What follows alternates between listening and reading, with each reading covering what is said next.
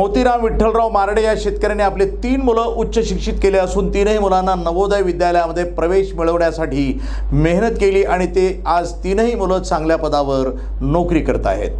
त्या पाठोपाठ आज त्याचा नातू म्हणजे त्यांच्या मुलाचा मुलगा तोही आज नवोदयच्या परीक्षेमध्ये उत्तीर्ण होऊन पात्र ठरला असल्यानं आजोबाला आनंद गगनात मावेनासा झाला। मोतीराम मारडे यांचा पहिला मुलगा Begaji Motiram Marde SBI bank manager Pune, तर दुसरा मुलगा आहे डॉक्टर रमाकांत मारडे, हे पतंजली विद्यापीठ हरिद्वार इथं प्राध्यापक आहेत। तर तिसरा मुलगा आहे उमाकांत मारडे MBBS बालरोग तज्ज्ञ, हे वसमत इथं नागरिकांची सेवा करतात।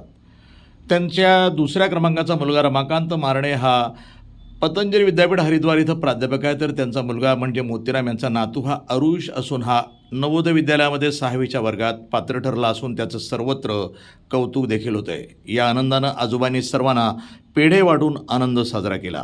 प्रतिनिधी नंदू प्रदेशी, वसमत, हिंगोली, NTV न्यूज मराठी।